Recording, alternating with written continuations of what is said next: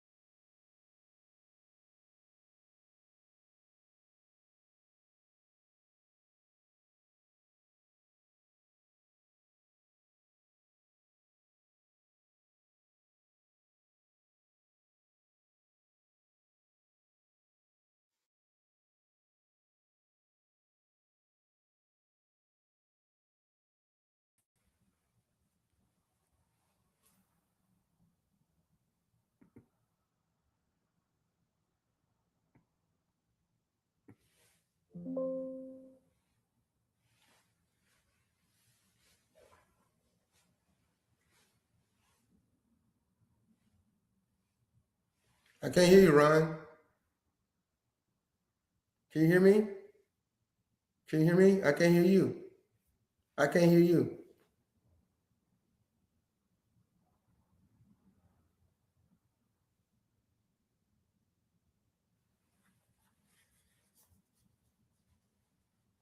I can't hear you. Guys, I don't know what's going on the show. If you can hear me on the show, I can't hear Ron. I don't know if Ron was talking or not, and you can hear me in the show or not, but I can't hear. If you can hear me, please put some comments. Two gents in the mic. This is Bishop A. of Riggins. Trying to see if you can hear us.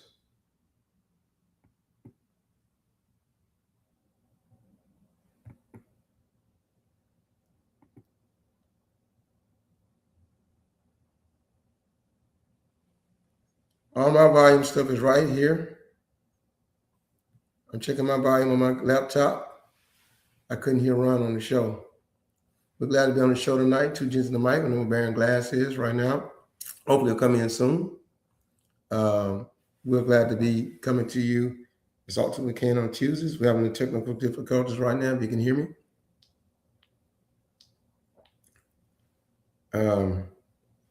And the show must continue. Ron, can you hear me?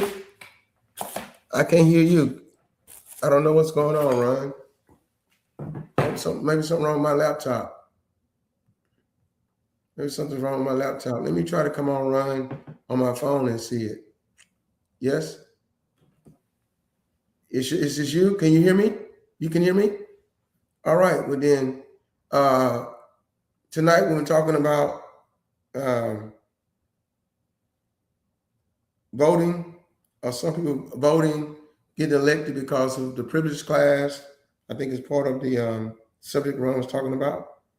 Let me try to come on to my phone and see if maybe if Ron can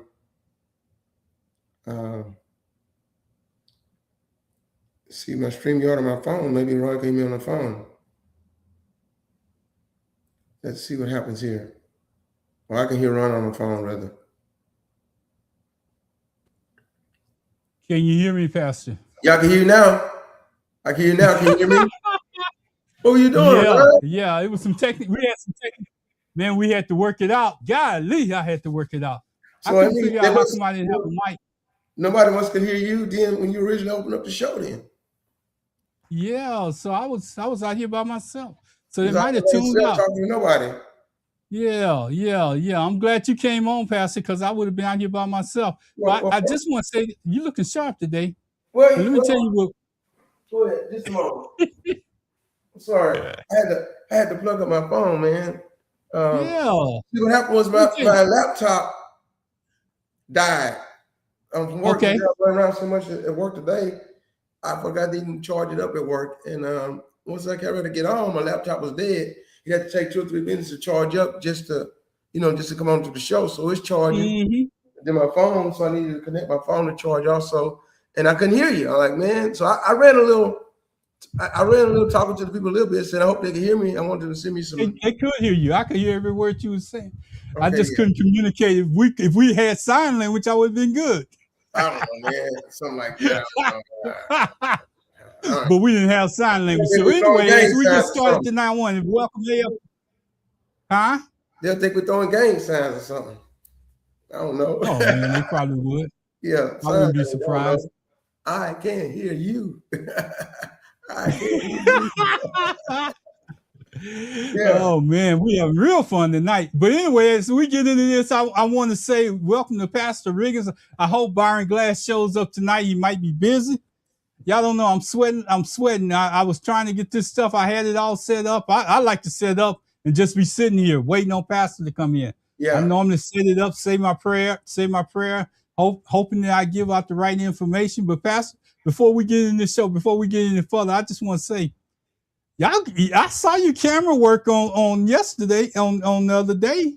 I saw your program, your church program the other day on YouTube. Yeah. It was YouTube or Facebook. Facebook. Man, y'all stepped up the notch. What? I'm like, go ahead, Pastor. Well, 2 things. The camera work. Yeah, the camera work is I stay still. I stay still. Huh? They don't have to chase me no more. They don't chase me anymore. Okay. I try to stay in the same spot. And we bought those cameras a couple years ago. That's about $400 cameras. That's all. $400 one camera. Man, they do good. I seen it. I said, man. And the other thing I was gonna tell you, I tried to get a copy of it, but I lost it. I tried to get a copy of it. Man, if I had somebody to open up like that brother opened up at your church, what's his name? Yeah. Hey, man, look, you gotta come out on a Sunday. That guy, man, that brother opened it up and he starts the fire early. Yeah, that's Johnny B. Williams. He's a professional recording artist, man. Oh, I ain't talking about Johnny B. Williams. I'm talking about that brother. It's about Manuel Page. Manuel. Oh yeah, Manuel took it to another level. He knows how to do it, man. Yeah. He's been doing that for years, man. Yeah. That's Pastor. Man, I was privileged to hear it, and I said, man, that's the way you're supposed to go to church. When you come into church, you ain't supposed to just sit there and, I guess I almost say the glory, hallelujah, and all the rest of it. Manuel will wake you up in the morning. Yes, sir. You think you're going somewhere, doing something. You're here to enjoy yourselves, enjoy the service that's being held. Yeah. I'm a big proponent of that. But anyway, Pastor, tonight's show is: Are we truly electing leaders? Are we pre-approved? We got pre-approved options that's out there? And I want to get into it because we got some stuff that we need to discuss. And I know that you know most of it. I just sent you a kind of like a guideline to go with, but I want to start here. I watched the funeral for Jesse Jackson that they had on Friday, 5 hours long. I watched half of the one they've had so far on Saturday at Rainbow Push. I got it all the way through Jonathan's speech, his son. Man, let me tell you what, he's a prime example, Jesse Jackson, who broke the barriers for pre-approved candidates. When he ran in 84, he wasn't supposed to be running, and he changed the Democratic Party. Jesse run. He broke all that up about having people like be anointed to be the candidate. But he brought us so far till we able to elect Barack Obama eventually. But there's been a step back. There's been a step back. A big one. And I know that's why You're talking about they pre-approved James Tarico here in Texas. They pre-approved him, even though he was on the ballot before Jasmine Crockett got there. They pre-approved him, and mainly because, let me tell you what happens with people. They take the path of least resistance. The path of least resistance. See, Jasmine Crockett came in punching and resisting against the Trump administration, and loud and proud, and went back down. Even her commercials were similar to that of Kamala Harris, and that Trump is afraid of her, and she's going to execute all power against him in the Senate. The Democratic Party looks at, well, we don't know if we're going to go on that bandwagon and punch straight at him like that. James Tarico comes and says, listen, these are the solutions I have, even though Jasmine Crockett have solutions too. But her voice was more loudly against Trump than the solutions he have. And he spoke more of the things he's trying to change and skirted around the whole Trump issue. And so he became pre-approved because we take the path of least resistance. Mm-hmm. She's more qualified, I think, more astute, she's already up in Washington and knows what's going on, but he is the path of least resistance. And a lot of times that's what happens. Yeah, I can't dispute what you're saying, Pastor. I can go with that. I can follow you all the way to everywhere that you're going with that. Yeah. But the thing about it, the one thing that gets me is not about this election. Mm-hmm. The thing that gets me is about how they go about putting together this thing. How the different stuff that's out there that Pastor had to step away for a moment. But I hope he can still hear me, because when we talk about elections, most people think about a candidate. Most people think about a candidate, debates, campaign promises. Mm-hmm. But the truth is not the whole. The truth is not the whole behind the scenes thing that's going on. There's a lot of other stuff that's going on behind the scenes that I really want to get into. The chance to stand in front of voters today is a show that it was inspired by someone who has seen that world close. BG, if he was here, he could give you a firsthand experience of dealing with politics, real politics, not the polished version they gave that they've been giving us. You watch decisions get made and how support gets shifted and how the game gets played long before the public ever hears the name. Mm-hmm. The perspective is what pushed us to ask the question out loud. Are we truly electing leaders or selecting from a pre-approved option? Mm-hmm. That question has to be answered somehow at some time. And the right behind that is we're blessed to have Pastor Riggins on with us, right next to me. A historian, an educator, someone who has broken down pacts and political structures in a way that everyday people can actually understand it. Mm-hmm. Pastor, you taught us in this classroom, and you explained conversations, and you helped us see how these systems develop over time. Your instinct has given us depth, discussion, context, truth, and truth. All those things that Pastor has done in the past help us peel back the layers.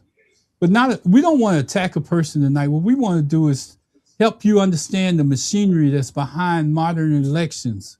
Because once you see the system and how it works, you want to unsee it. You just think you're going into the voters booth and you just voting. It's not that simple. Am I right, Pastor? Yes, sir. First of all, money walks, everything else talks. Money walks, everything else talks.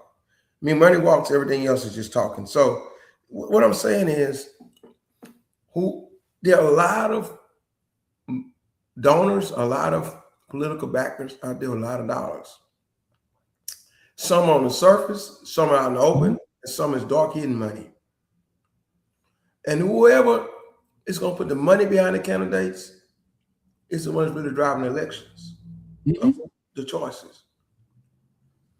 You have people spend billions of dollars, like Kamala Harris raised $1 billion or more and still lost Even though lost, it was stolen. But the money was, that's how we knew she should be winning, because the money was talking. Jasmine Crockett come out of Dallas to area, Friendship. Matter of fact, her pastor won 130th district of Congress. He did.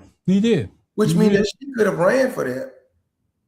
Wanted to, but she wanted to switch over to the Senate to have a bigger impact, a bigger voice in what she was doing. And the money just didn't come her way. The money didn't come her way. The money went James Tarico's way. That's the first thing. Second thing is they have these backroom meetings. They have deals that people make in which they say, if you back me or if I get elected, this is what I'm going to do for you down the road. And a lot of those handshakes, those quid pro quo, as they call it. They call it quid pro quo, but they might as well call it quick pro pack.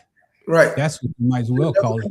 It'll never come up. And so if you straight up trying to run just by the book and run by what you believe it's a fair way to win an election, every now and then, what was the county judge, Hidalgo?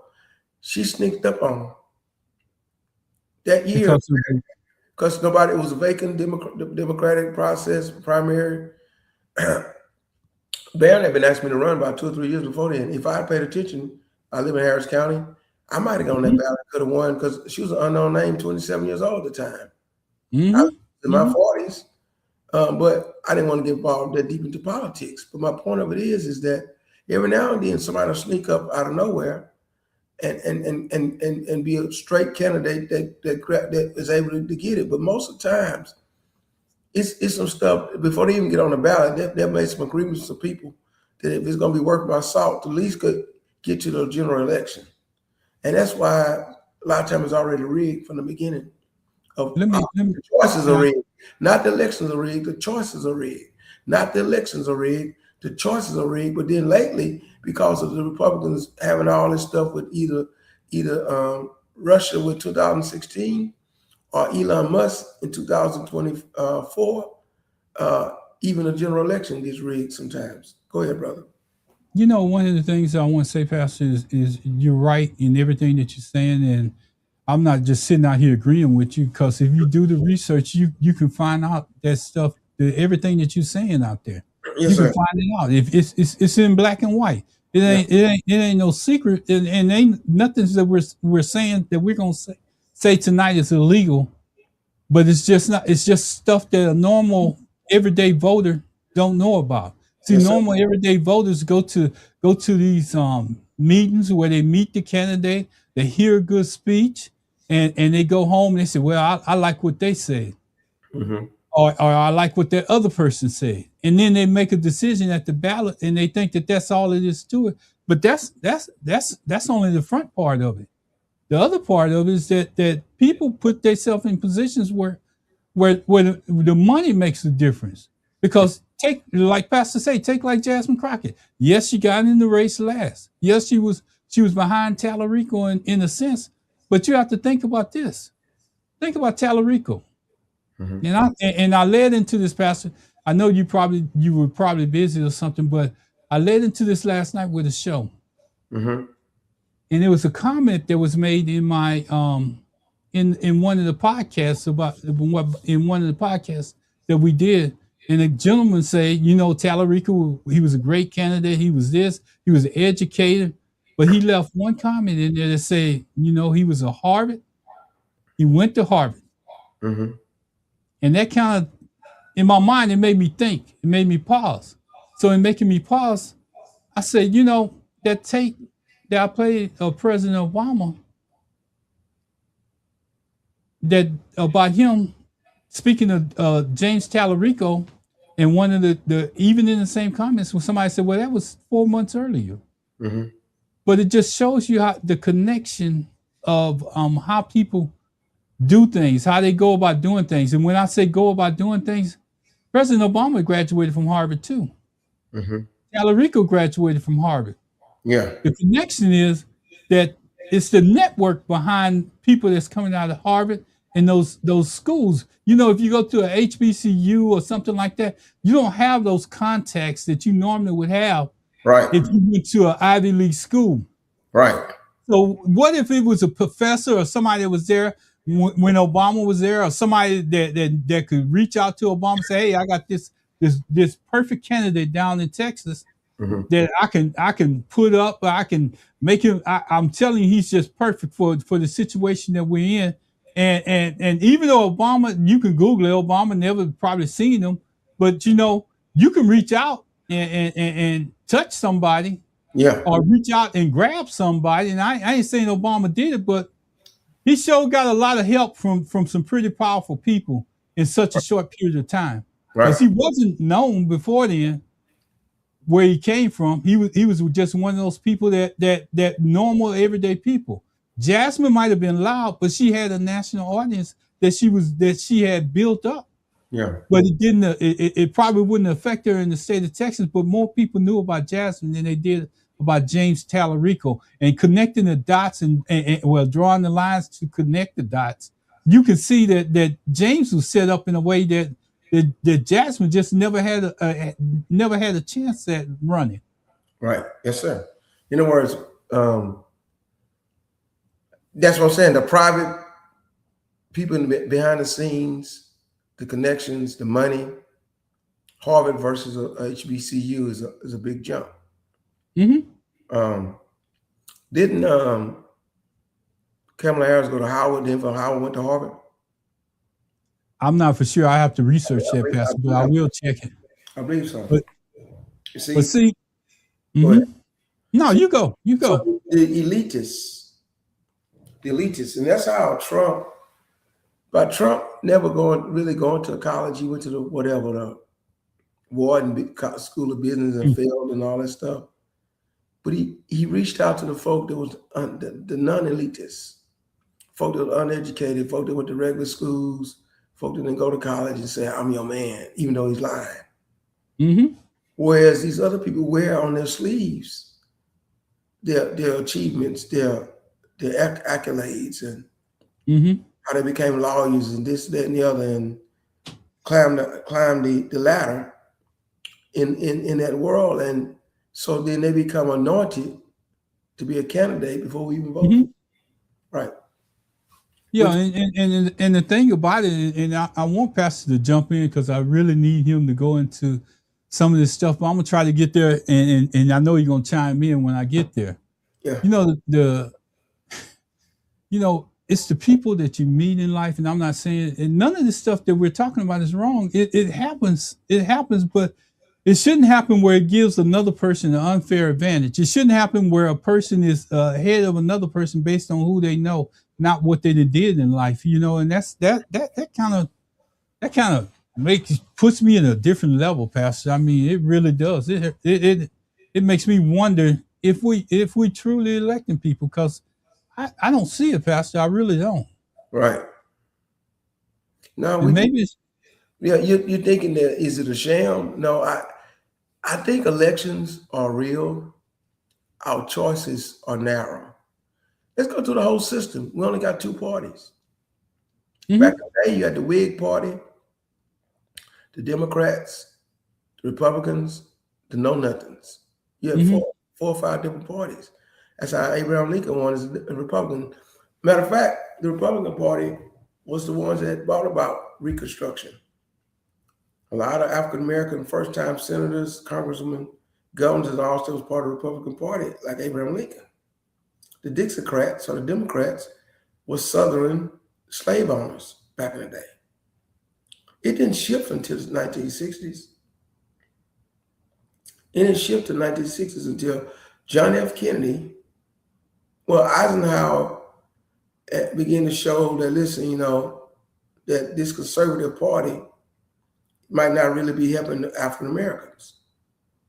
Even though he was trying to send in troops and all this stuff, when they were trying to, integrate in Little Rock 9 and all that stuff, in Little Rock, Arkansas. When Kennedy won as a Democrat, that's why all over people's houses growing up, you saw pictures of Kennedy, John F. Kennedy, and Caroline Kennedy, and Robert F. Kennedy. And MLK. They were shifting the Democratic Party into the party because Franklin D. Roosevelt had already laid out the roadmap with the New Deal. Mm-hmm. The things that he laid out helped the common man. All right. Mm-hmm. So then when Nixon came in, well, Johnson himself from Texas was racist originally, but he was forced into the position when Kennedy got assassinated, and King and them pushed John Johnson so hard till finally when they saw what happened down in Birmingham, Alabama, them dogs and water hosing them kids, he came out and made a speech, and he ended the speech with this: "We shall, and we shall overcome." He became converted. Johnson became converted.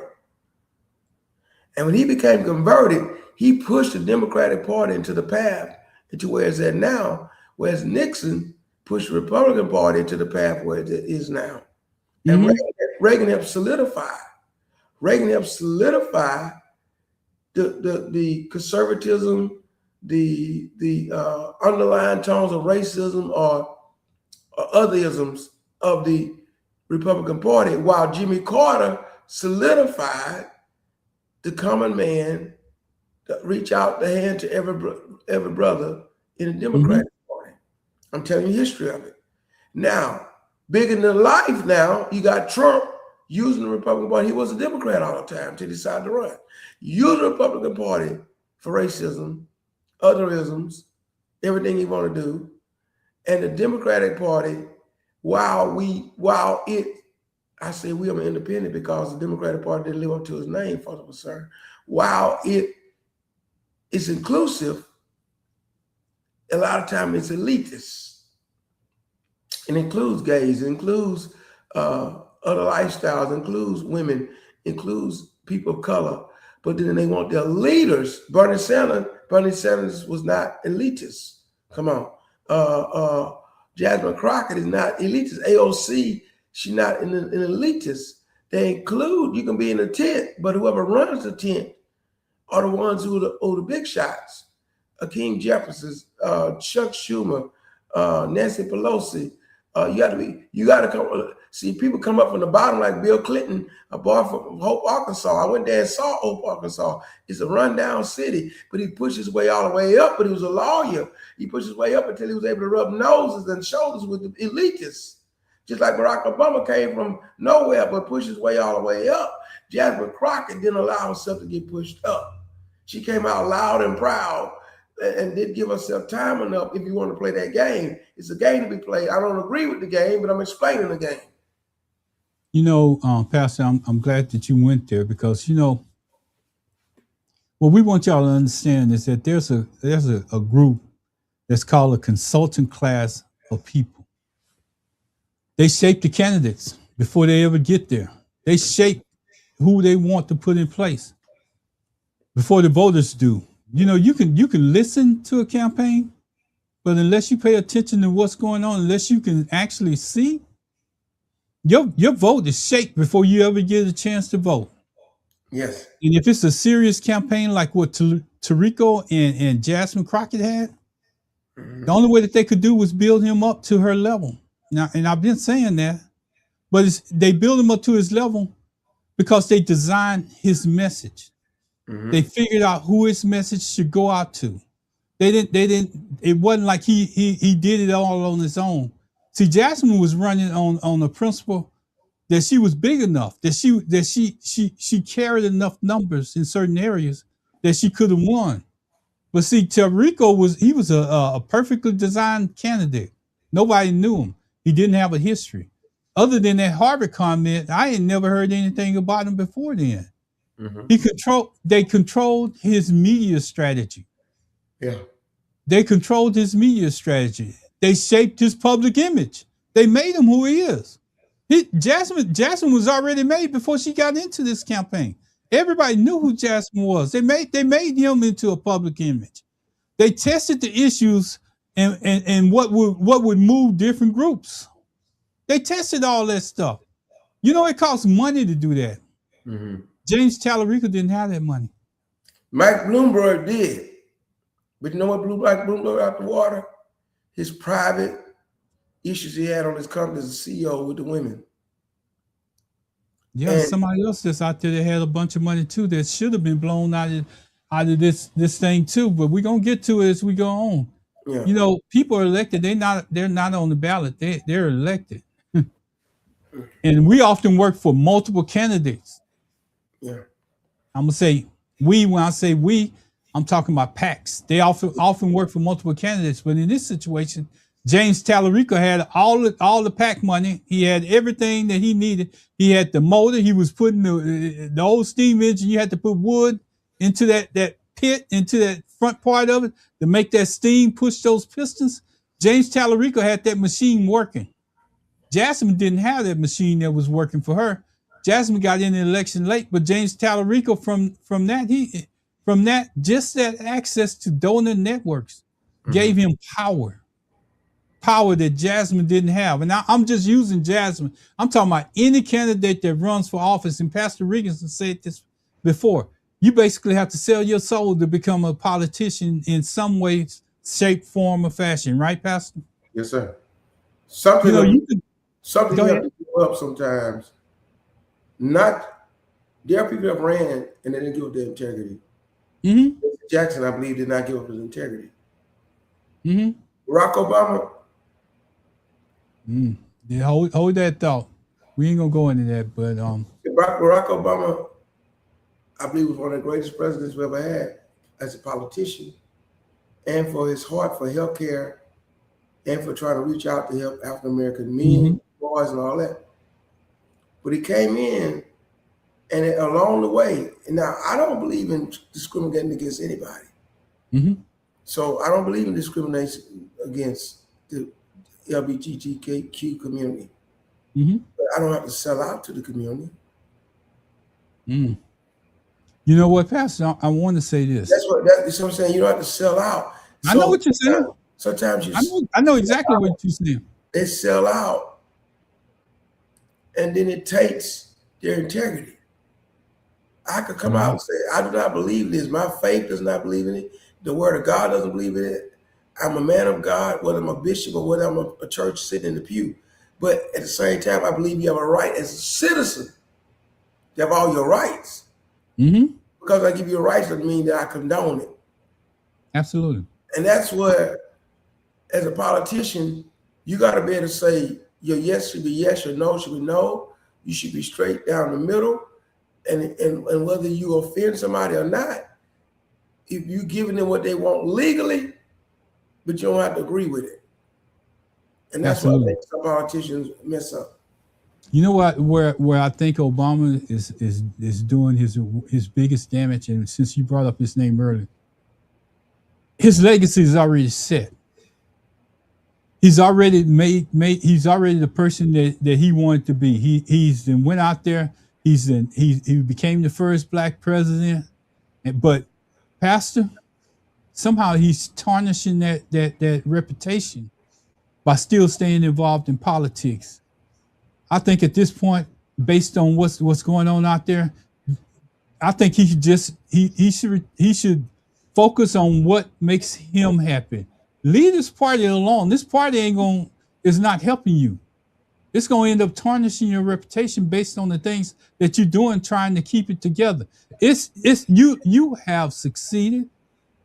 What you should be doing is going on trips with Michelle and taking care of your kids and doing all that. I can't tell you how to live your life, but I can tell you what's going on behind the scenes, because even though you're not in front of the scenes, you making decisions behind the scenes that's pointing right back to you.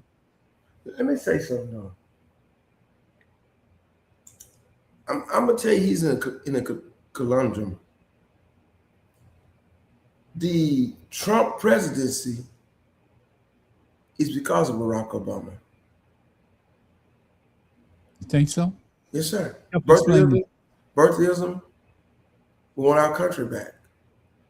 So Trump represented the extreme of we want our country back, white nationalism. A black man became president of the United States. The white people want their country back. So then, if you notice, Trump sits up there and prosecutes Obama almost every time he can on Truth Social. The innate competition, the nature of Barack Obama is, you're not going to try to destroy my legacy, lie on me, lie about me, cut me down. Don't think I'm not going to be in the background trying to execute against you. I'm being honest. Now, what would really make this better is if Michelle Obama ran for president of the United States, she'll hand down and win. She would. She would. Because she's an extension of Barack Obama, and they'll be looking at Barack Obama back in the White House, just as Bill Clinton was going to come back to the White House. But the thing with Bill Clinton's situation was he left there on terms that was not good, what he did with Monica Lewinsky. Hillary Clinton, because of her political involvement as Secretary of State and some things she did, it tainted her. It tainted her. And that's how they was able to use that bogus stuff about the computer and all that stuff against her. Michelle Obama had did nothing but took care of the children and never ran for nothing else and never got herself hands dirty or soiled by anything. So she would be a clean candidate to represent the everyday people. And yet, folk will vote for her because of Barack Obama. Folk will vote for her because she's a clean candidate. Folk will vote for her because she's a woman. Folk will vote for her because she's a black woman. Those are not the same. So say white women vote for her because she's a woman. Black women vote for her because she's a black woman. People will vote for her because she's a clean state. She's not connected with the culture, the community, and everything. Mm-hmm. So I know I'm off task a little bit, but I'm saying Barack Obama, his best thing is to be quiet more, even though he doesn't want to. But if anything come out of that camp, if Michelle Obama decided to run one day, that would be the greatest thing. I agree with you. I just don't want him to taint his reputation based trying to save himself or trying to punch back or do something like that. Because that I would have said something even on that little cartoon character thing. Because you're still a man. You're still a man. So you're absolutely right. I got this picture behind me, and I want to show you this because, as a matter of fact, I'm gonna slide out of the way so you can see him. The Democratic vote got more voters than John Cornyn, Ken Paxton almost put together. Tarico got more votes than Jasmine Crockett. But look at how it's stacking up. But I'm gonna tell you something though. No, that's telling you. November 2026. That's why Trump right now said, I don't want no other kind of legislation. Let's do the SAVE Act. Because he knows in November 2026, if the elections are not interfered with, it's going to be a big blue tsunami.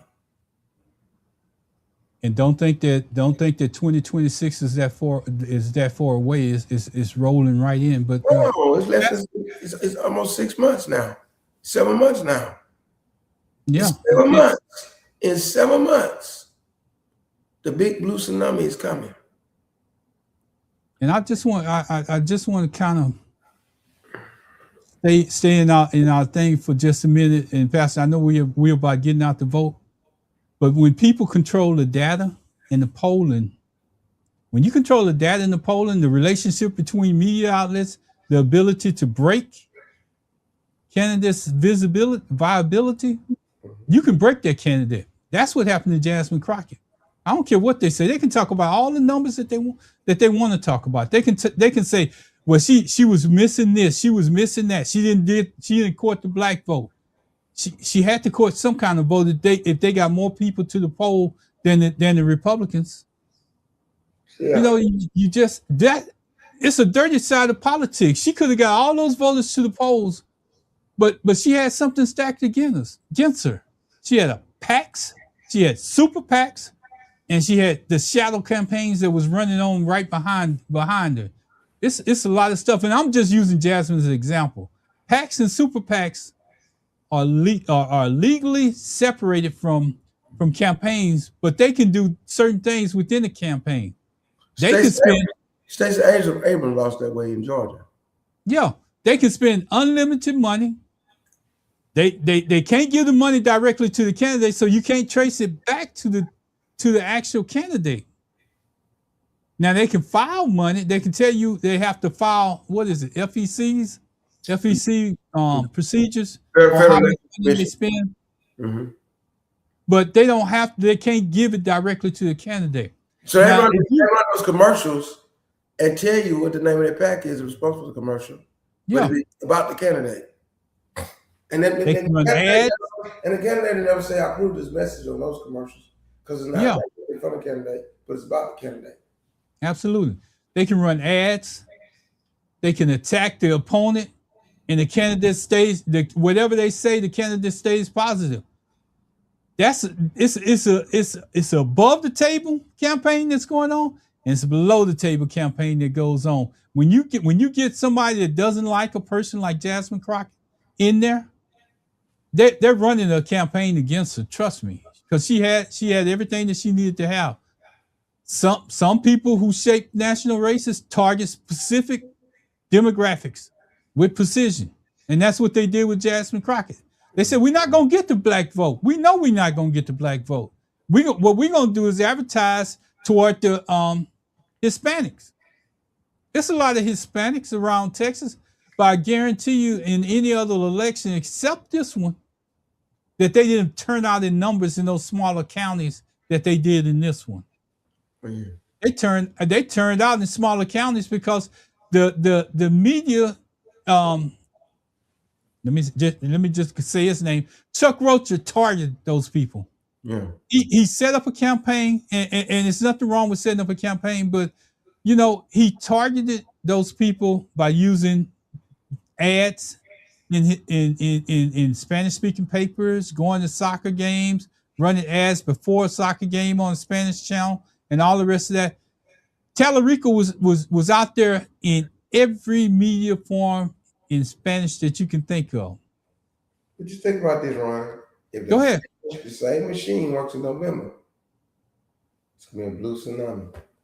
Yeah, but we notice this. Jasmine Crockett got more votes than those two and lost. Yeah. So those votes are combined. Her votes and Carrico votes are combined. That's what I'm trying to tell you. But you know the thing about this past summer.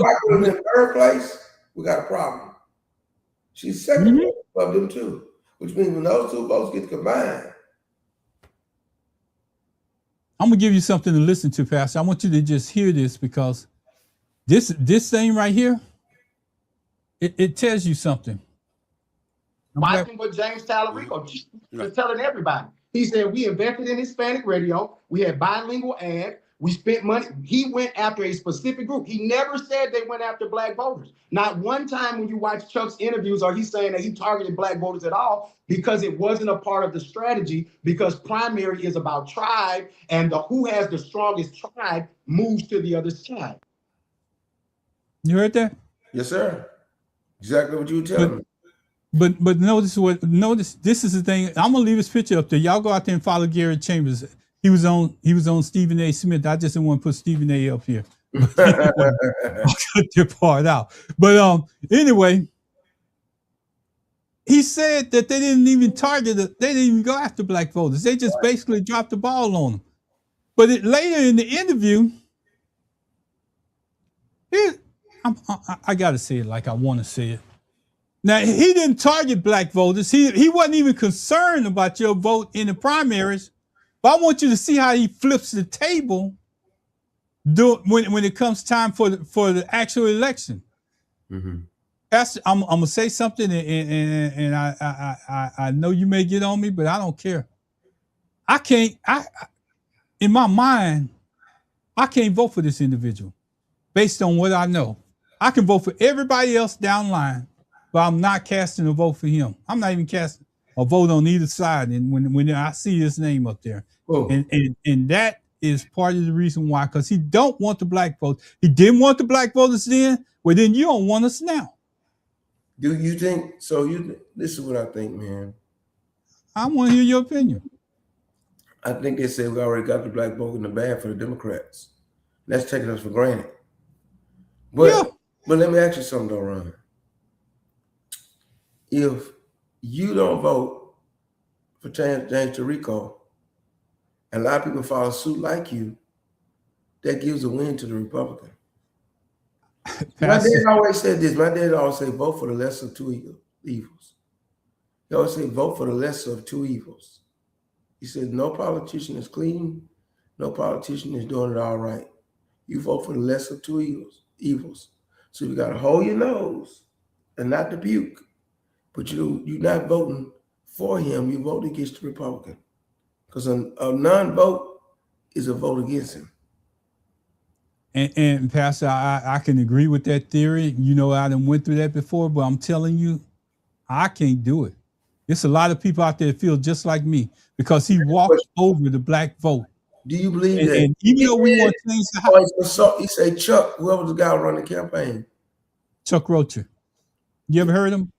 I've heard of him, but I'm saying this. I'm going to pull up his. Does that mean that James Tarico agreed with it? Is what I'm saying. Now, what if James Tarico? Wait, Pastor. I'm gonna stop you right there. Let me see. Let me bring up this video real quick because I need you to see. He doesn't. If he don't agree with him, why is he? So what if he comes in the general election and reach out to the in war rooms for 30 years on election night, watching results came in, and then last night was another crazy one. Before I head to the airport to get back to D.C., I need to tell you how this happened. It starts with the candidate. James Tallarico is a special candidate, and I take nothing away from Jasmine Crockett, who ran an incredible race. You know, hat tip to her and her team. Hat tip to her and her team this morning. I love to see the unity and her coming together. We're going to win in November. We're going to beat the Republicans. But James Tallarico ran the right kind of race at the right time. He also had an amazing staff. Seth, his manager, assembled a great crew, and they did an outstanding job. Gina Hinojosa, that's the Tallarico Gina Hinojosa, and JT on the press team, that whole crew just worked day in. Okay, Pastor, I want to stop him there because I got some other stuff that I want to get to, but let me say something though, Ron. Go ahead. James Tallarico reaches out to the African American vote specifically. When? No, I say if. When he needs us? When August come around and start making a general election commercial, if Tallarico say, look, I want to come on your podcast, what would you say? No. Ron. No. No, Ron, let me tell you something. Now, this is where you and I are going to differ at. A kid comes to school, right? Mm-hmm. The act of food. And I get all into his stuff. We get them all written up. Mm-hmm. Take consequences. Mm-hmm. Or that kid starts a new day. Mm-hmm. The primary is over. Mm-hmm. You've got to get, if James Tallarico doesn't reach out to the African American vote during the general election, you got a valid point. But if he's what we have to beat the Republicans and he reaches out to us, we can't live on what happened yesterday. Politics is short-lived. In other words, 2 weeks of politics is like a lifetime. It's always spinning on the moment. And if we can't go with the spin every time, we can't keep up. We were saying, I don't want to vote for this guy. And then Republicans keep the House. And then we needed him to flip the House, means keep the Senate. And now we could impeach Trump and we can't put him out. You got to look at all the consequences of when you say no, when you get steadfast about something emotionally or passionately. You could always say, I don't like how he did it. I could disagree with it. You could discuss it till it blew in the face. But when November come around, a non-vote is a vote against him. Yeah, Pastor, I want to send the same message. I want to send the same message that he sent in the primaries to us. I'm gonna send the same message. I'm gonna tell you the reason. I heard you, Pastor. I heard you. Hear me out. You don't play part of the time with who I want to vote for. You don't play part of the time with who I want to vote for. You went out of your way and you got this big machine that you put in place, and everybody, you got all this money behind you, and then plus on top of that, as we go through this, as I continue to go through this thing, you're gonna find out that he lied doing his run, talking about he didn't take big PAC money. He did take big PAC money. He don't have to say it because he when they file it on the FEC, this is what big PAC money can do. And it's, I was almost there, but I'm gonna tell you, you can't say that he didn't take big PAC money. And one of the guys that's in charge of one of the where he took the money from.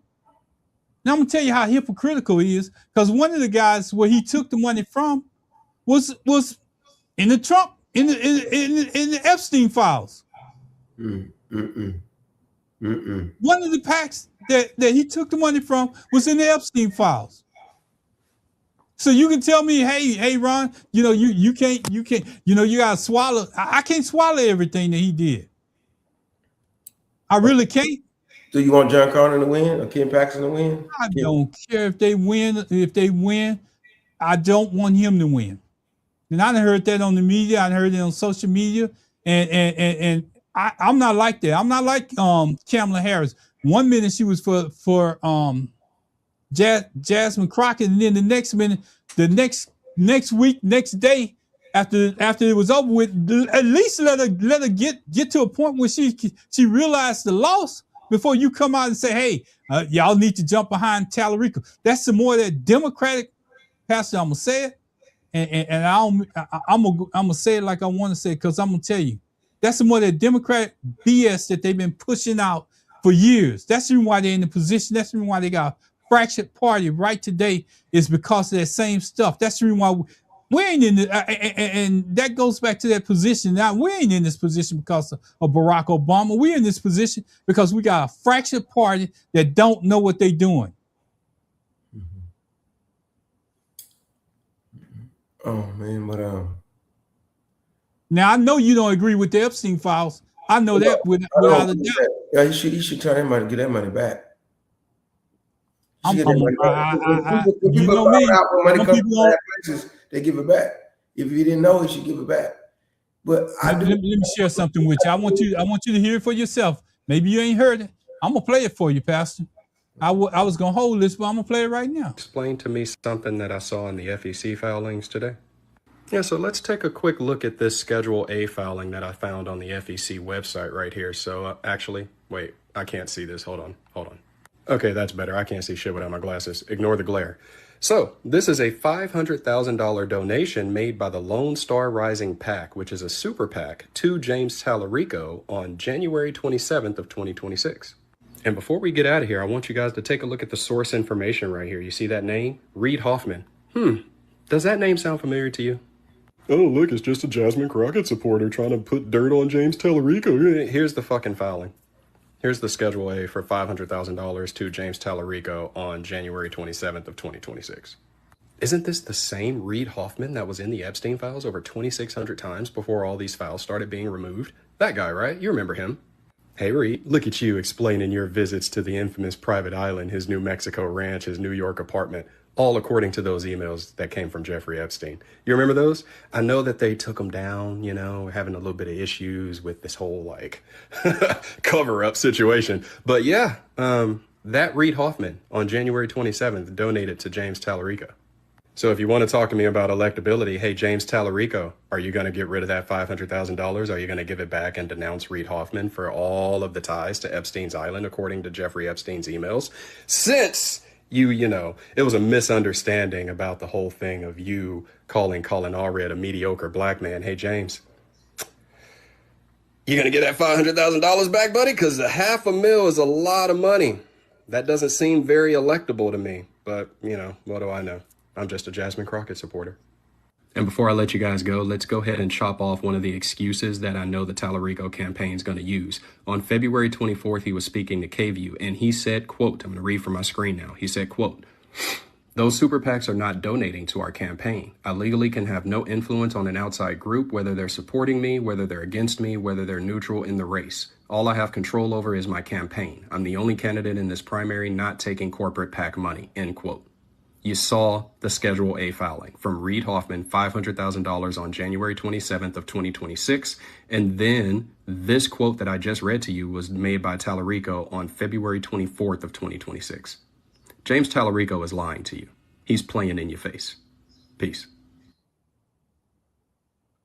ability when it comes to Jasmine Crockett. But can y'all explain to me something that I saw in the FEC? If it's true, what? If it's true, he should get the money back.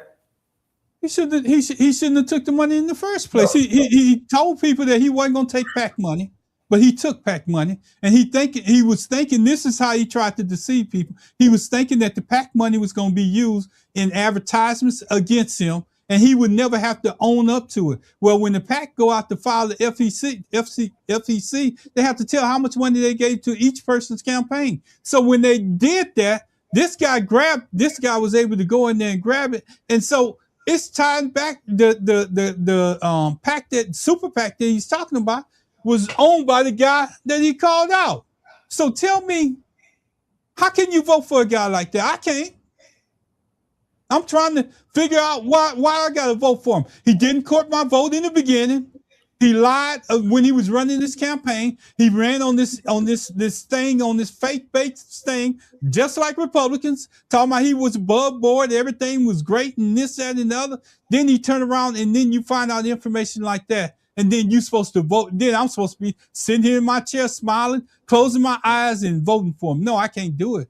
I'll let any one of them other candidates go before I vote for Tallarico. I won't even put a mark on that ballot. And it's a lot of people out there that feel like me. And I'm telling you, if that's the same guy that he's talking about, I can't vote for him, Pastor. I'm sorry. I'm just one of those people that's stubborn, maybe stubborn in my own ways, but I can't go. I can only go with what I feel is right. Because a vote for him is like voting for Trump in office and voting for Trump to be a pedophile more and more, voting for where he gets his money from because he lied about it. Man, I tell you, just you. Less of two evils. If you think he's now Ken Paxton, he's crazy. Now John Conlon, no dirt, no trash on him. But this guy running against Ken Paxton, this is a plaque calling him Keller Black. But do we want the power of the Senate? Is what I'm looking at. At what cost? At the cost of my. What if we get What if we get $500,000 back? What if we apologize to the black community and court the vote? Pastor, he didn't use the money to defeat Jasmine Crockett. He didn't already did his damage. The damage has already been done. He got $2.5 million from just the interview that he went on. There was a big mistake that NBC pulled down the money, and people thought he was going to pull out of the race to do something. He raised $2.5 million in 24 hours, Pastor. CBS with Stephen Colbert. Yeah. 24 hours, he raised $2.5 million. And we're supposed to sit here and vote for him when he didn't even want our vote in the first place. He wasn't even trying to get it. He got that money because people don't like the fact that the corporations are trying to fall in line with Trump and trying to ostracize people that want to run against Trump.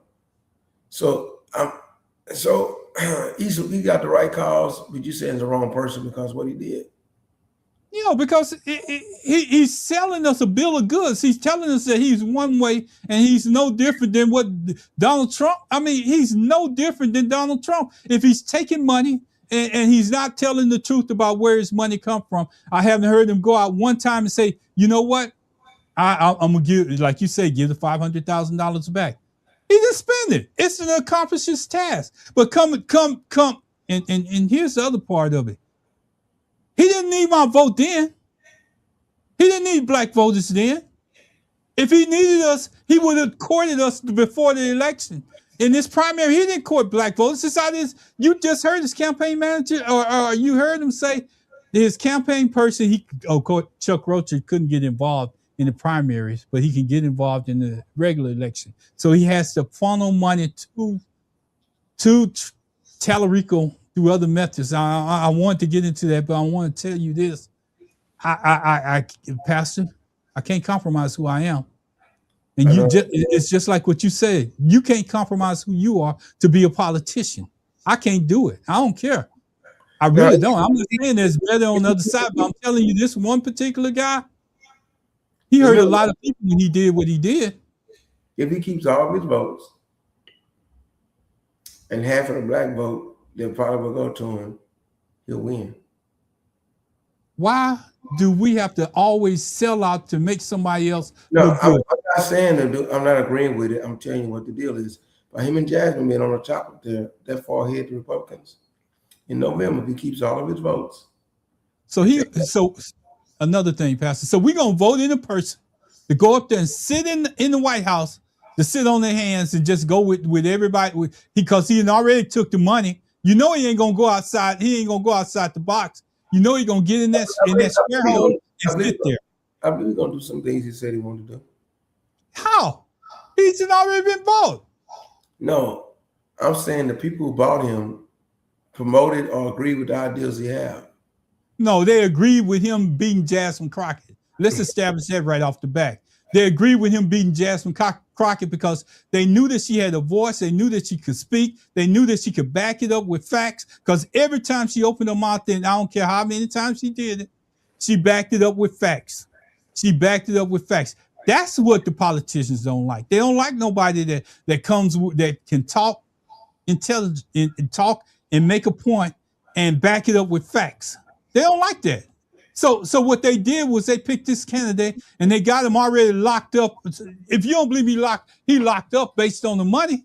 He locked up. He can't go outside of what that PAC is doing, or else he ain't gonna be reelected. Mm-hmm. That's the trap that they put you in. They couldn't put Jasmine in that PAC. I give her one thing, and that's the one thing that I can take my hat off to. She did not take PAC money, and she said it very well.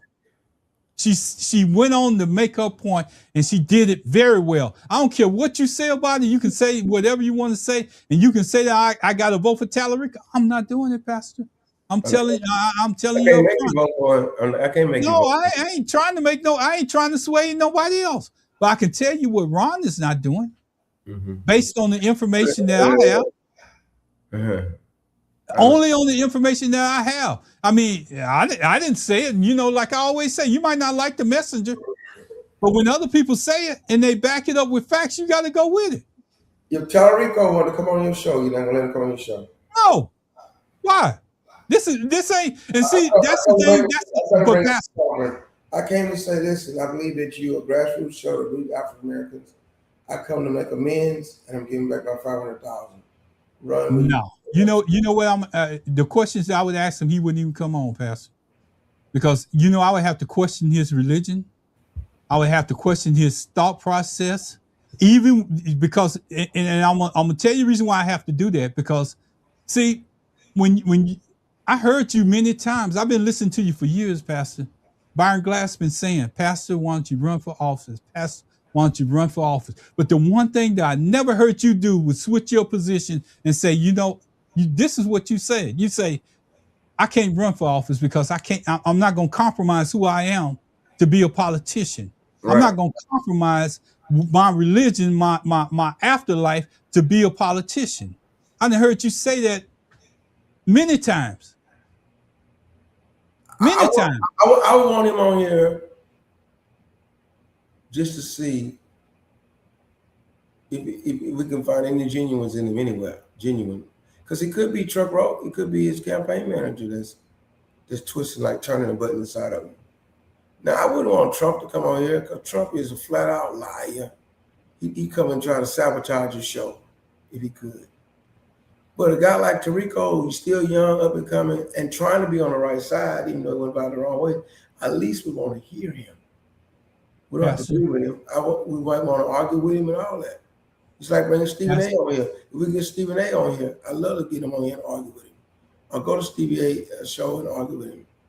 You know what, Pastor? I'm going to tell you like this. I might be a small-time politician, a small-time podcaster out here. I might not grow past where I'm at. But the one thing that they're going to be able to say is that Ron told the truth. And Ron put his opinions out there. He didn't ask you to buy into them. He didn't ask you to follow him. Yeah. But based on the truths that's out there, I can't go with it, Pastor. Yeah. If James Cornyn won that election, the other guy didn't win it. And if James Cornyn win this election, there ain't nothing that I can do. Yeah. Now, if we want to fight for the House, somebody that's in the House, I'll bring him on here in a minute. John Cornyn gonna have to don't they have that runoff? Yeah, they got a runoff just like they got a runoff. I agree with you. Yeah. You don't want See, that. I think in the state of Texas, we don't get if you register as a Democrat or if you vote as a Democrat in this last election, you don't get a chance to vote in that next upcoming election. Okay. I don't like either one of them anyway. I just want to know who he is. Yeah, so I'm just saying, you know. Whoever it is, come on out and get let me get through this. Let me get through this because we haven't even got to the meat of this, and we almost about to get out of here. I know Baron come on here and smoke a cigar a little bit sometime and all that. My laptop was crashing down. I ran up into my dinner time. So tonight, just like y'all see Baron every now and then, I'm not gonna advertise Popeyes, but I might do a little Popeyes. Pastor, I don't care. You black. If it's Popeyes, we good. We good. We're good. Yeah. Just don't be spitting out no bones on there. I try to go to finger licking good. You know, that's the original black No. The drive-through is closed. You got to go on the inside. I'm trying to get to my house to the show. I went on down to Popeyes. But give me a sec. Give me a sec. I'm still here. I'm just not on camera, okay? Give me a sec. Let me make this comparison before you go. You know, you comparing James Tallarico as Kentucky Fried Chicken and Jasmine Crockett as Popeyes. So I'm glad you got the Popeyes. the Colonel. So come back on after you get the guy who played, listen, on Django. Yeah. They had John Johnson looking something like the Colonel from Kentucky Fried Chicken. Remember that? Yeah. Big Daddy. Just call him Big Daddy. Remember that? He should have got a Grammy for that part. I ain't gonna lie. Oscar, Grammy, everything that went with it because he played that role to the utmost. That was acting. Daddy. Yes, sir. All right, let me go into this. I want to get through this so we can get before we get off the air. You know, they target Pacific demographics with precision when James Tallarico was running. They basically did what they did was they courted a certain vote within the state, and they went into these small counties and whatever, and they advertised within those Hispanic communities. But here's the thing: you didn't just disenfranchise black voters. You disenfranchised even black radio stations that we listen to. You didn't want no part of what the vote was, what it entailed to be a statewide candidate. What they did was they just basically blacked out everything that was black. They said, I'm not going to be a part of it. They basically just went their own direction. Pastor, mute your mic because I can still hear you chewing. Mute your mic also. No, mute your mic also. I wasn't chewing yet. Yeah.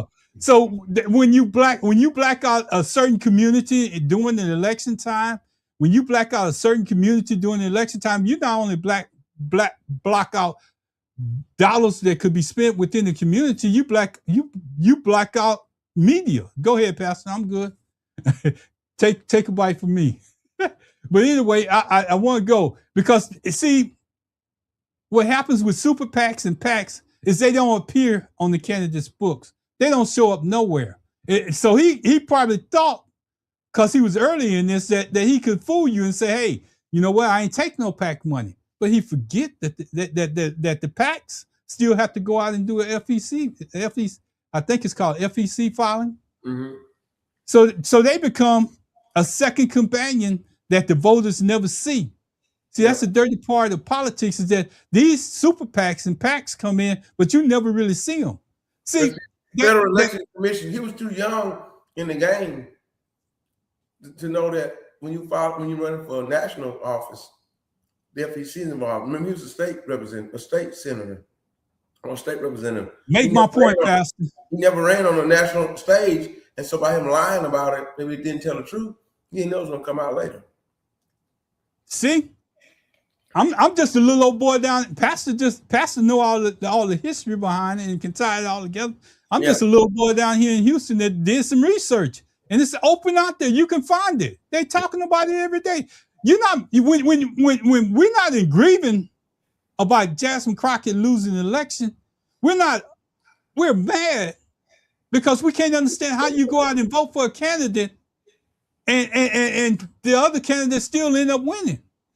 See, they talking about the black vote. Well, Jasmine turned out more votes than anybody that was in the Republican Party.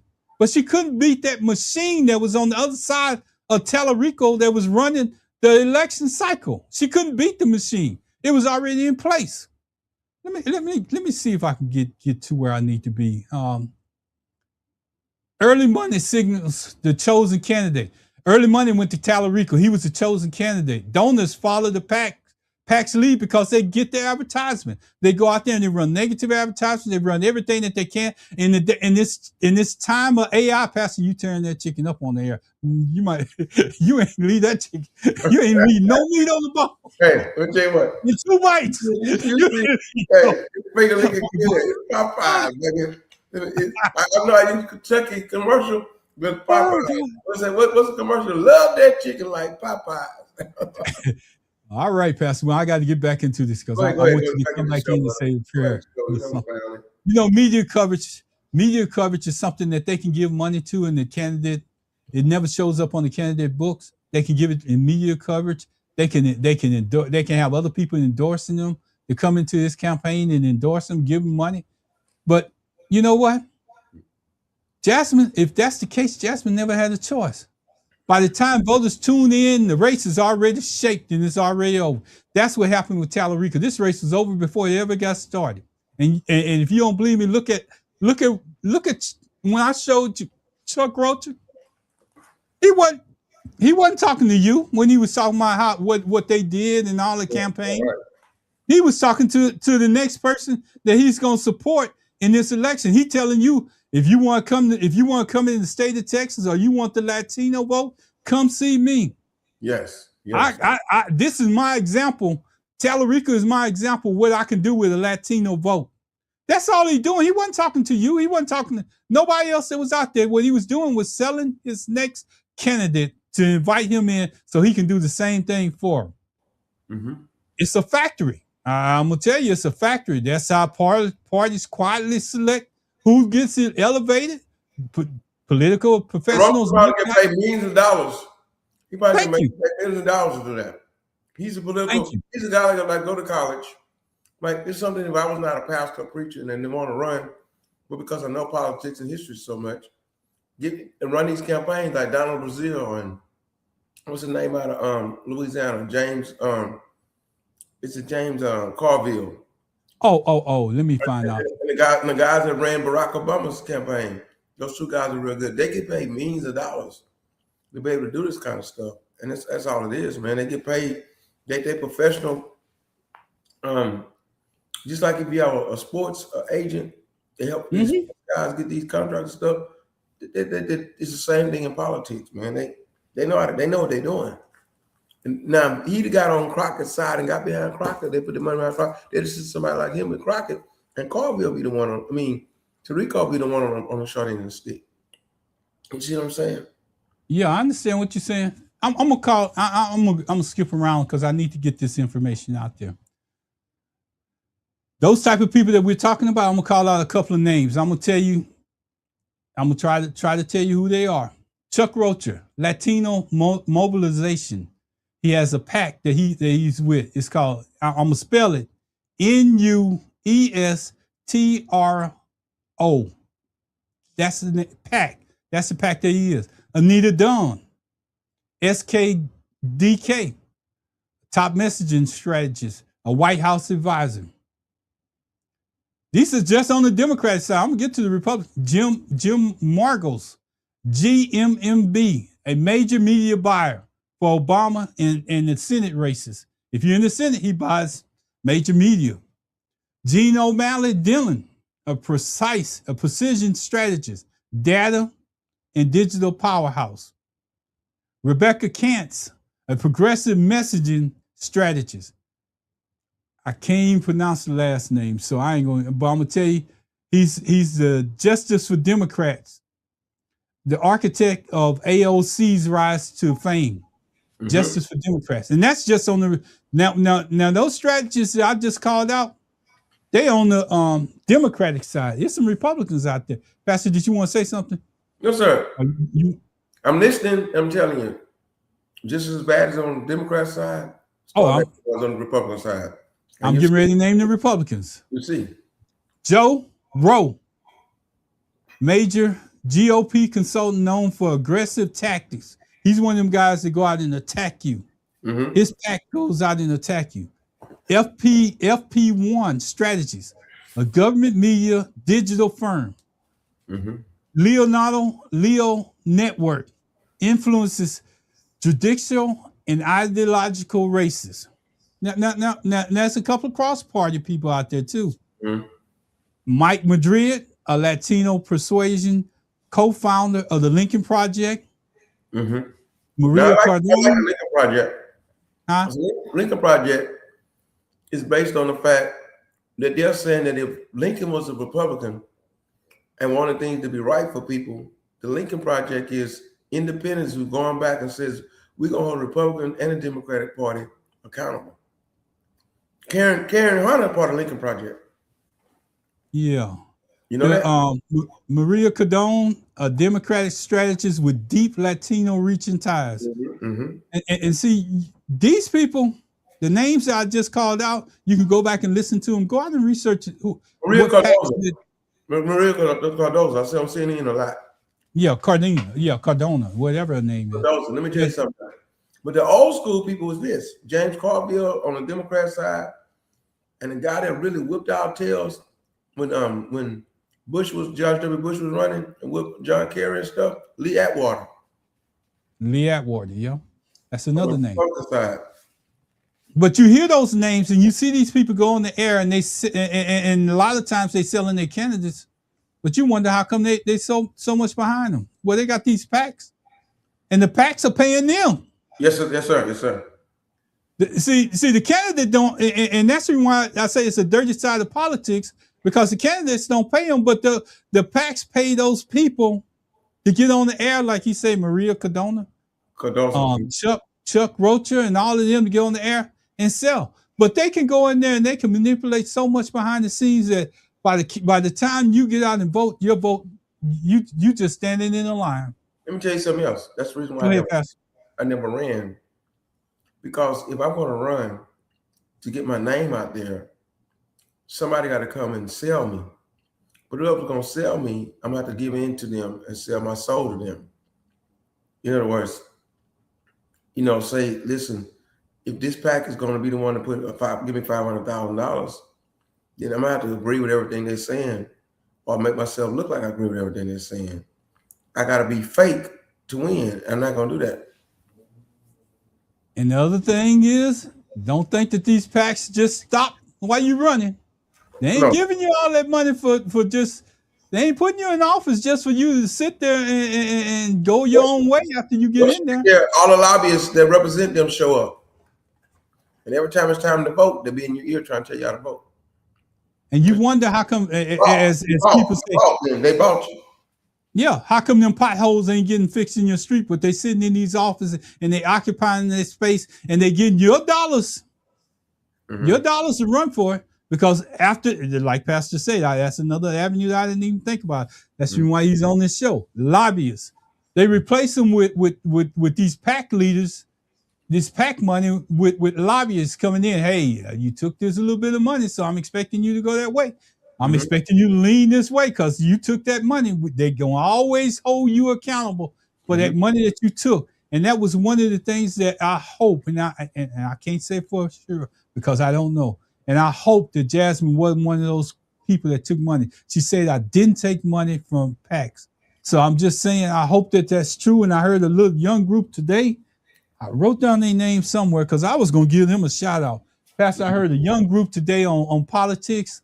They're on iHeartRadio. Yes, sir. Man, I wrote down their name because I was going to call out their name, but I can't find my notes. But I'm going to tell you, next time we do a podcast, I'm going to call out their names. Were they singing? They're singing on iHeartRadio or they're talking? No. They're talking about politics like we are right now. But they're young and they're progressive and they back their stuff up with facts. Mm-hmm. They were backing their stuff up with facts. They wasn't trying. It wasn't all that cussing. Wasn't all that. Pastor, you got something. Look at the TV. Oh, I need you to look at the TV. But anyway, they backed it up with facts. And you have to, with people, you have to watch what you're watching, because these people narrate the media. Yes, sir. They quietly choose candidates. The consultants look for candidates who are easy to brand. Mm-hmm. Don't have an opinion of their own. Mm-hmm. Demographically strategic. Mm-hmm. In a state where there's a lot of Hispanic voters. Mm-hmm. Controllable. Mm-hmm. After the election, before the election. After the election, before the election. They low risk because they can't break that tie. Yeah. Because if they break that tie, these same people that was on the other side of them that was supporting them at one time can switch. Let me tell you something. The good thing about it, the whole thing about the ICE deportations, whoever got the Hispanic vote gonna win.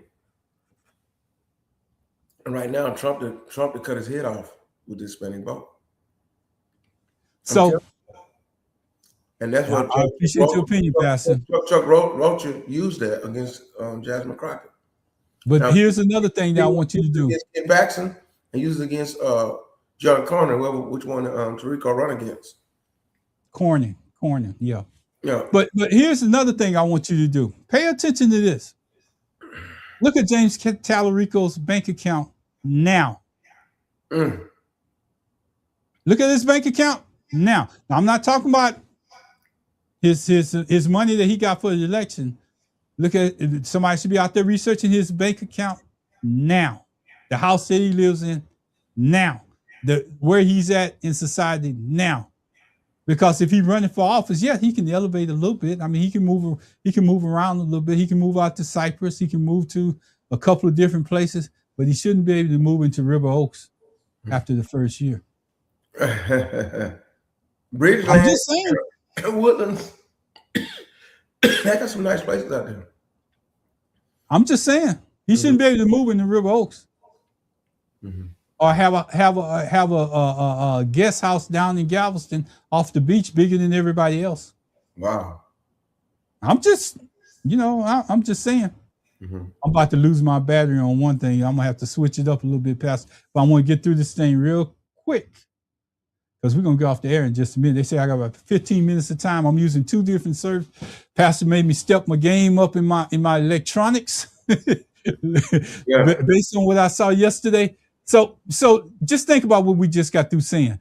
They can elevate one candidate and sideline another one, directing PAC money, controlling media buys, shaping narratives, influencing endorsements, deciding which voters get targeted.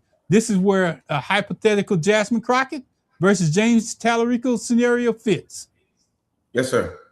Not an accusation, not a demonstration but as a demonstration of how the system works. Yeah. So you'll know that this ain't straight up me and Pastor Regan's going out. 3 candidates, you got 3 voters. One of them can break the tie, but me and Pastor Regan's vote for Jasmine Crockett. Jasmine Crockett. So Jasmine Crockett should win based on what me and Pastor Regan's did. Am I right or wrong? Right. If that third voter decides not to vote for anybody, me and Pastor Regan should be able to carry Jasmine Crockett. It's not set up that way. See, Pastor, I ain't gonna say, I'm gonna put it on me. See, Ron might have got about 1,500 under the table. So I switched sides. Now it's a tied vote. Then they might go out there and pay that extra voter, maybe $2,000 to come in and vote with me on that side of that candidate. Wow. But Pastor Regan's still left over there with Jasmine Crockett. That's right. So I'm just breaking it down. So elections can be bought. Yeah. PACs can fund. This is what this is the things that they do. They run attack ads, they do demographic specific messaging. I want you to see if any of this ring a bell. Yes, opposition sir. Research, digital micro targeting, early name IDs, identities. They build a candidate from nothing. This is what's called a shadow campaigns. PACs can hire media buyers, boasters, data firms, messaging strategists. I want to go a little bit further because, let me see what this is. Run. These are real reported cases. I'm gonna call these out, Pastor. You're a history buff, so you might recognize some of these. Mm-hmm. Justice for Democrats. You just said it. You called it out. And AOC in 2018 recruited and elevated an unknown candidate to position. Mm-hmm. Lincoln Project 2020 reshaped the GOP primaries with a massive spending. Emily's List, early money for women candidates, often decisive. Yes, sir. Club for Growth, known for dropping millions late into GOP primaries. Priorities USA, a major Democratic super PAC influencing presidential races. That was just examples that I was calling out. Go out and research. Heritage Foundation. Then they set up for after fact. They don't want to lock behind Project 2025 with Trump. Heritage Foundation. Let me tell you something else. Ron, you ever watch, we get close to the election, all of a sudden your phone gets all these texts from phone numbers and not in your phone about donating money to candidates? Yeah. That's sponsored by the super PACs. Unless it say DNCC, which means the Democratic National Committee, if it doesn't say that at the top, but it's out of nowhere, say, hey, this so-and-so, will you vote for, take a survey, will you vote for Rico? Will you vote for this? Will you vote for that? That's PACs doing that. Mm-hmm. Pastor, I'm running up on 19 minutes of power. That's the micro targeting that you're talking about. Yeah. I'm running up on 19 minutes on this, so I'm gonna try to get through this other part real quick. Yes, sir. Go ahead. Most voters think that they're choosing between candidates, but the real selection often happens months earlier, years earlier, and in boardrooms and consulting consulting firms. Yeah. PAC strategy calls. A PAC can spend unlimited money shaping the race, but they cannot give it directly to that candidate. Okay. Not supposed to, at least. Let me just say that. Mm-hmm. I'm going to leave it like that. Consultants can elevate unknown candidate and bury a candidate who won't follow the script. Bury a candidate who won't follow a script that's laid out. Pastors say they go from PACs to lobbyists. Yes, sir. So if they can't control you now, they know they can't control you later.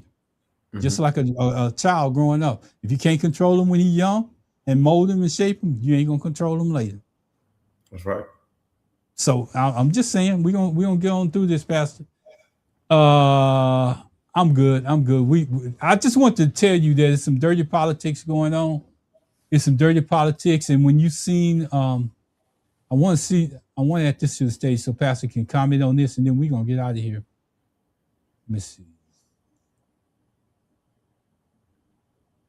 I want y'all to just look at this slide that's on the stage. I gotta get this part off.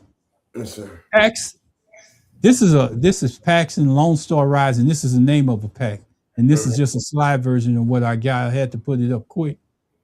A PAC is a helper group in elections. They cannot give money to candidates. They cannot spend their own money. They can. They can spend their own money on ads. They cannot give money to candidates, but they can spend their own money on ads. Thank you for correcting that, Pastor. I was wondering where you was getting that from. Anyway, Lone Star Rising PAC is one of these groups. Rich donors, including Reid Hoffman, give money to the PAC. This money does not go to James Tallarico's campaign. The PAC so that's why he can't give the money back. See, he can't because it's already spent. No, but listen, wait, Ron. Okay. I believe in your passion. You don't have to vote for him. But in all fairness, he never touches the money. You don't have to vote for him. But this he'll tell you, he can't give it back because he never touched. He's like, if I was running, I let a PAC get behind me, but I could never touch their money. But I should denounce. What he should do is come out and denounce that PAC if Reid Hoffman is involved. Say, people, I never touched the money. What he should do if he got $500. Denouncing that PAC because that PAC has Reid Hoffman in it. I don't want this PAC to be part of me. Get away from me. Even though they want me to win, I denounce this PAC. I denounce Lone Star Rising. Even though they want me to win, I'm denouncing them because Reeve Hartman involving them. That's the only thing he can do because he's not touching that money. Let me just say this, Pastor. You know what? What he can do is this, and it might mean more to us then. What he can do is this. He can say, you know what? I got more than $500,000 in my coffers right now to run for Right. I'm gonna write them a check and give them that money back, and then I'm gonna run against whoever I'm gonna run against. If you feel that strong against no, but he can't. Wait, Maron. He only can come out and verbally denounce them because he never gets the 500,000. You see what it says? I'm just being real with you. It says they cannot give Pastor. If you run on what you believe in, it's a way to do it. You tell him I don't agree with Lone Star Rising backing me. You can come out of your own commercial and say, listen, I do not approve of Lone Star Rising being a PAC for me, even though they want me to win, because I don't agree with people who are involved with Lone Star Rising. And that right there sells it. Even have a whole interview about that. Don't sell it with me because he still used the money to be Jasmine Crockett. What he could do is say he doesn't use the money. So why couldn't he say this, Pastor?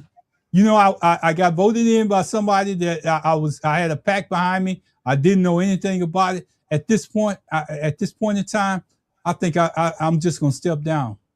He could. Now that'd be extreme, but he could. I'm just wondering. But he should have. Because if it's religious beliefs. If it was aware before the election actually happened, during the election, he could have came out and made a commercial against him. That's what I'm saying. If his religious beliefs are so strong, and he believe in what he's saying, and he believe in everything that he's doing, he can't let this slide. Yeah. He can't let this slide. Yeah.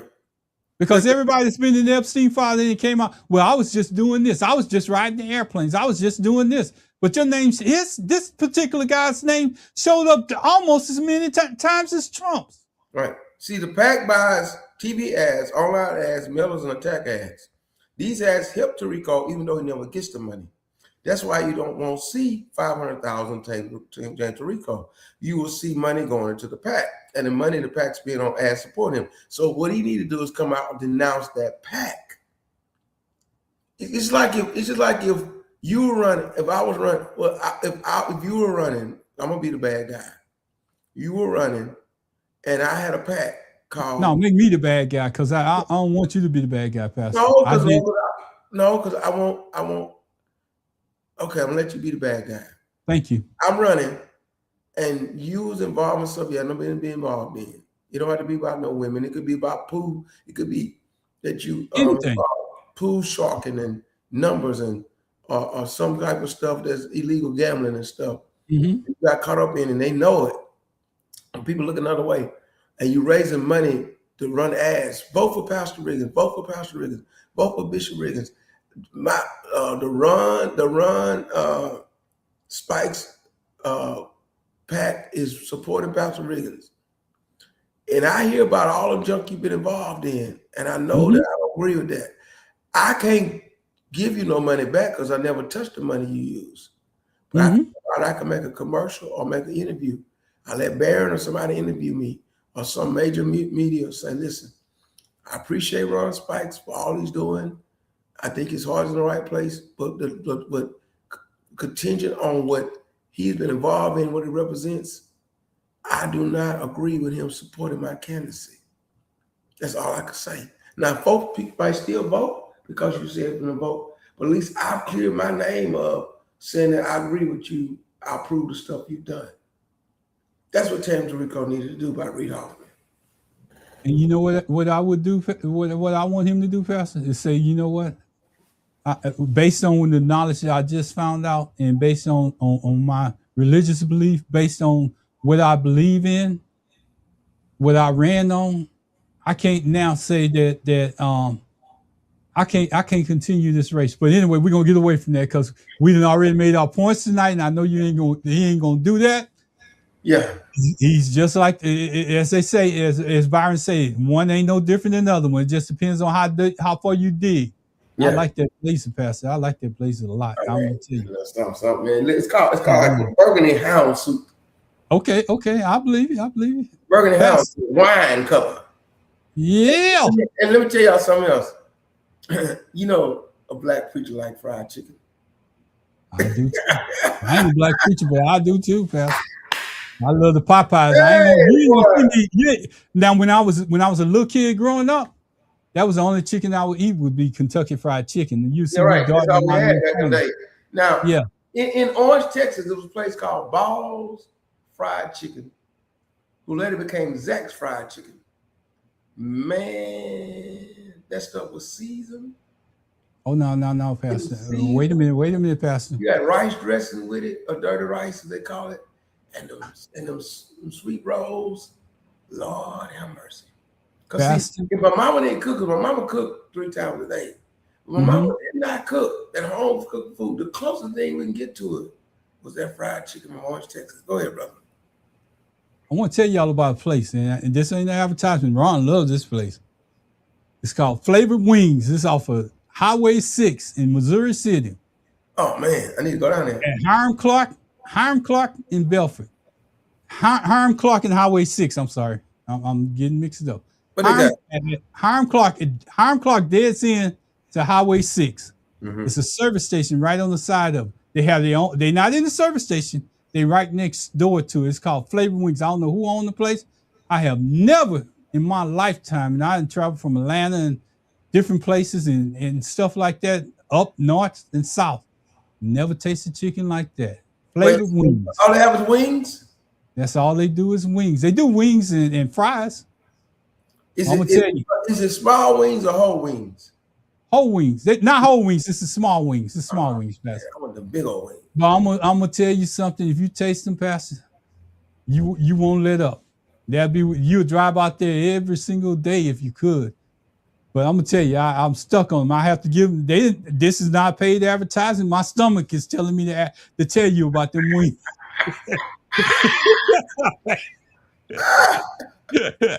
Anyway, hey, before we get out here, I'm gonna give it to Pastor A.F. Riggins. I want to tell you I enjoyed tonight. We running over, and Pastor has to finish. He sucking the meat off. I finished, brother. Hey, you saw me finish that. I finished it. I finished it, man. It's done. Yeah, at 7:30, join us Central Standard Time on Tuesday nights where we try to. I don't know what we're gonna talk about this week, but we're gonna talk about something other than Kentucky Fried Chicken and Popeye. We've got to deal with the war, man. Okay, that's our next show. Gas prices up by 60-something cents. That's our next show. These people are not gonna let up because they're trying to hide. Both of them are hiding behind criminal charges. Trump and Netanyahu. And this war, yeah. Even all the allies of the United States in the area don't agree with Trump. And Trump is so demented. He come out making a speech about dead people walking around with their arms and legs cut off.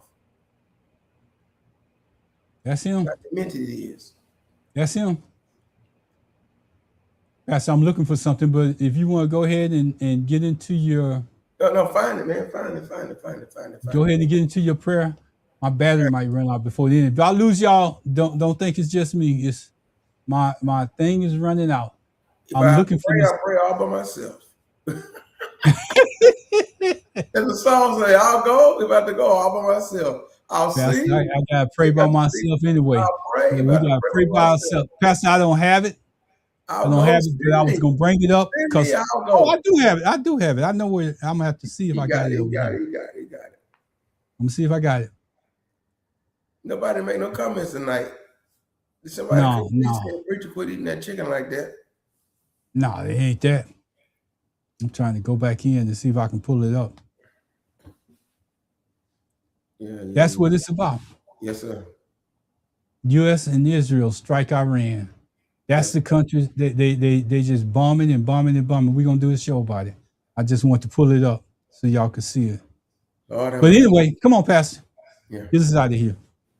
Yeah, listen, tonight, what we're going to do is take the cover off what's behind the scenes of elections.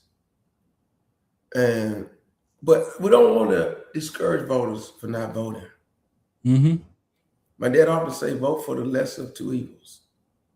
So if you're out there voting and you say, well, what happened? Why can't I get to my candidate?